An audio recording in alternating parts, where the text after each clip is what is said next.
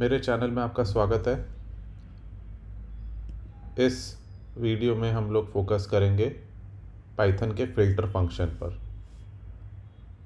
और अगला स्टेप जो रहेगा रिड्यूस, उसके ऊपर हम एक अलग लेक्चर बनाएंगे। इसमें अजम्पशन है कि आपको आइट्रेबल, आइट्रेटर और जनरेटर फंक्शंस का कंसेप्ट समझ में आता है।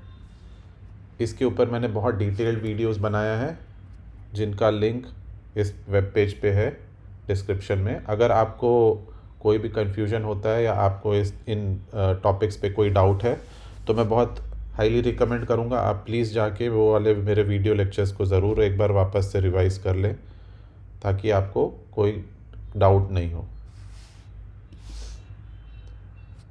तो चलिए शुरू करते हैं। रिक्वायरमेंट क्या है उस पर पहले फोकस करते हैं। एक एग्जाम्पल बिल्ड करेंगे और फिर दिखाएंगे कि फ़िल्टर कैसे होता है। तो अगर हमें एक इनपुट दिया गया हो जो कि एक आइट्रेबल हो और हमें उस आइट्रेबल पे कुछ चीज़ों को स्किप करना है या फ़िल्टर करना है, और उसके बाद में हमें जो वैल्यूज़ मिल रहे हैं वो भी एक आइट्रेबल के थ्रू मिले, तो ऐसी चीज़ फ़िल्टर फंक्शन जो पाइथन का है वो करने का केपेबल है। तो एक एग्ज़ाम्पल लेते हैं। अगर हमारे पास एक टपल है जो 1 2 3 4 5 है, जिसके अंदर में टपल एक आइट्रेबल होता है, तो हमारे पास एक आइट्रेबल है और उसे हमें इस तरह से फ़िल्टर करना है कि उसके अंदर जितने भी आइटम हैं वो खाली इवन बचे। तो हमें जो आउटपुट आइट्रेबल मिले उसमें खाली हमें इवन नंबर्स रिटर्न हो। जैसे कि इस केस में हमें 2 और 4 ही रिटर्न हो, तो वो हमारा एक तरह का फ़िल्टर फंक्शन हमारा डिफ़ाइन करना होगा जो कि हमारा इनपुट लेके आउटपुट उसके हिसाब से दे। तो एक एग्ज़ाम्पल को हम लोग एनिमेशन के थ्रू देखेंगे। मान लीजिए ये हमारा आइट्रेबल में 8 एलिमेंट्स हैं और हमारा ये फ़िल्टर फंक्शन यहाँ पर है जिसमें कि हमारा चेक होता है कि वो इवन है या नहीं। तो एक एक करके जब हमारा इसके ऊपर फंक्शन पे चेक होगा एलिमेंट्स, तो 1 पे तो नहीं आएगा, 2 पे आएगा और हर इवन नंबर पे आएगा। और जैसे जैसे हमको मिलेगा जो आउटपुट आइट्रेबल होगा उसके हमें जो नेक्स्ट पे वैल्यूज़ मिलेंगी वो यहाँ नीचे ऑरेंज कलर का जो हमारा आइट्रेबल है वो डिफ़ाइन करेगा। तो 3 पे नहीं रहेगा, 4 पे रहेगा और इसी तरह से आगे चल के हमें सारे इवन नंबर्स मिल जाएंगे। तो ये तो आपको एक एग्ज़ाम्पल क्लियर हो गया। इसको करने के लिए एक सिंपलेस्ट तरीका है, एक जनरेटर फंक्शन के थ्रू ये किया जा सकता है। यहाँ पर वो जनरेटर फंक्शन का नाम है इवन फ़िल्टर, जिसने एक आइट्रेबल लिया है आर्ग्यूमेंट की तरह। उस आइट्रेबल पे वो आइट्रेट किया है, उसने चेक किया है कि वो इवन नंबर है या नहीं, और अगर है तो वो यील्ड कर देगा। इसमें नोट करने की चीज़ है, ये यील्ड स्टेटमेंट जिस भी फंक्शन में होता है वो एक जनरेटर फंक्शन बन जाता है, और ऐसे फंक्शन को जब हम लोग इन्वोक करते हैं तो वो एक आइट्रेबल रिटर्न करता है, जो कि हर बार वो आइट्रेबल पे आप आइट्रेट करेंगे नेक्स्ट करके, तो आपको ये पर्टिकुलर जो यील्ड कर रहा है वो चीज़ मिलती जाएगी। उसी एग्ज़ाम्पल पे आगे बढ़ते हुए सेम इधर पे कोड है इवन फ़िल्टर का। तो हमें इवन फ़िल्टर को इन्वोक किया अगर हमने 1 2 3 4 5 आइट्रेबल दे के, तो हमें एक इवन आइट्रेबल हमें जो आउटपुट मिलेगा वो एक आइट्रेबल है, और उसको हमने चेक किया कि वो क्या है, तो वो एक जनरेटर ऑब्जेक्ट रहेगा। जनरेटर ऑब्जेक्ट अगर आपने मेरा पिछला कोर्स जनरेटर के ऊपर फॉलो किया है तो आपको क्लियर होगा कि वो एक आइट्रेबल होता है, जिसका मतलब है कि हम उस पर फॉर लूप चला सकते हैं और उसको प्रिंट कर सकते हैं। तो जैसा कि यहाँ पर क्लियर है कि अगर आपने इस पे आइट्रेट किया तो आपको इवन नंबर्स खाली मिलेंगे।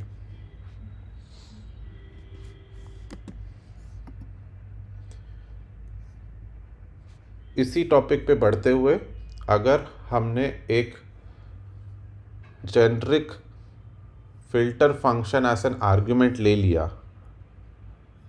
और आइट्रेबल पास किया, तो हमारे पास एक फ़िल्टर जनरेटर, एक जनरेटर फंक्शन हमारा बन जाएगा, जो कि एक बहुत जनरलाइज्ड फ़िल्टर फंक्शन की तरह बिहेव करेगा, क्योंकि उसको आप कुछ भी फ़िल्टर फंक्शन दे सकते हैं और जो आइटरेबल होगा उस पर आइटरेट करेंगे हम, और जो भी फ़िल्टर फंक्शन पास हुआ है वो हर एक आइटरेटेड वैल्यू के ऊपर चेक करेगा कि वो फ़िल्टर पास हो रहा है कि नहीं फ़िल्टर फंक्शन का।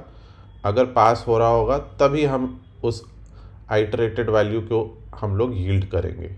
तो नोटिस करिए बहुत सिमिलर है पिछले वाले एग्जांपल की तरह, बस यहाँ पर जो हम इवन का चेक कर रहे थे उसके बदले हमने एक जेनरिक फ़िल्टर फंक्शन डाल दिया है, और वो फ़िल्टर फंक्शन हम पास कर सकते हैं यहाँ पर। तो हमारे को जो भी फ़िल्टर फंक्शन चाहिए वो हम पास करके इधर पे उसका यूज़ कर सकते हैं फ़िल्टर चेक करने के लिए।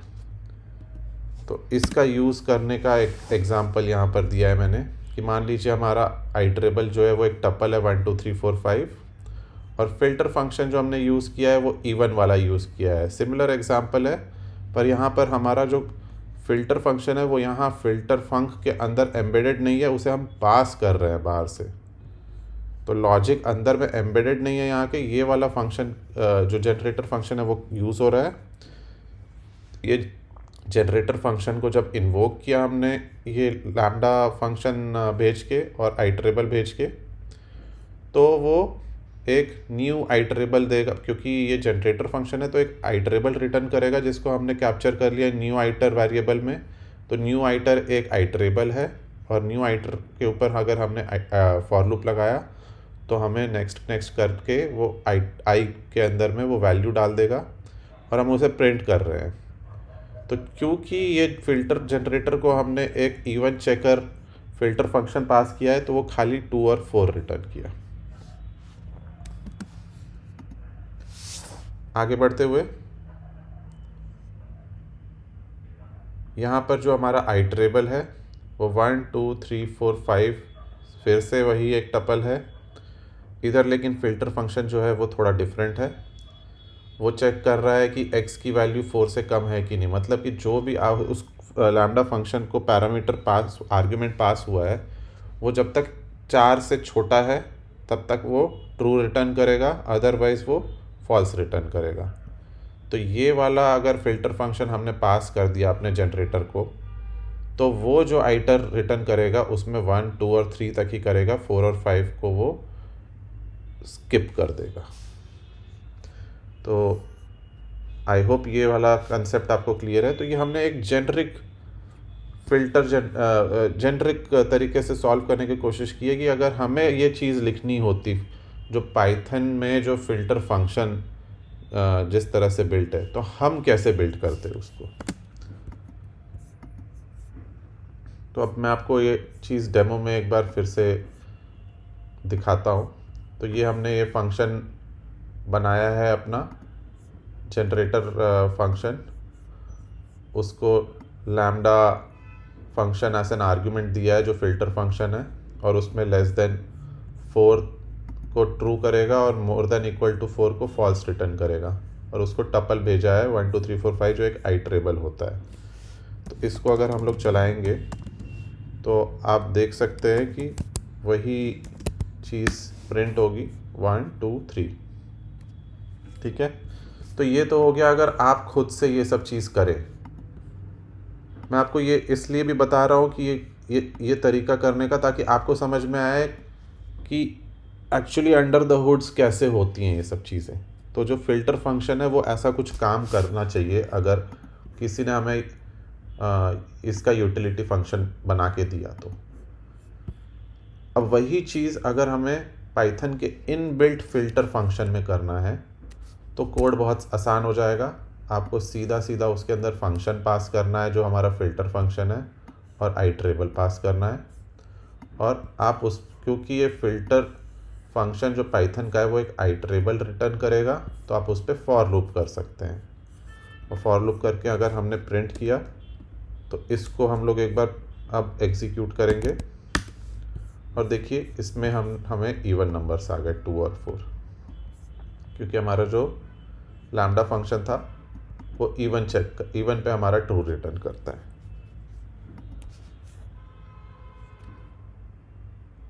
आई होप आपको यहाँ तक चीज़ें क्लियर थी। हमारा फ़िल्टर फंक्शन जो है, अगर आप कंपेयर करें, अगर हमें ये चीज़ स्क्रैच से बिल्ड करनी होती है कैपेबिलिटी, तो हमें ऐसा कोई कहीं एक यूटिलिटी फंक्शन बनाना होता अपने कोड में या लाइब्रेरी में और उसे यूज़ करना होता। वेरएस ये हमें पाइथन में filter function for free available है, जो कि सेम चीज़ करता है।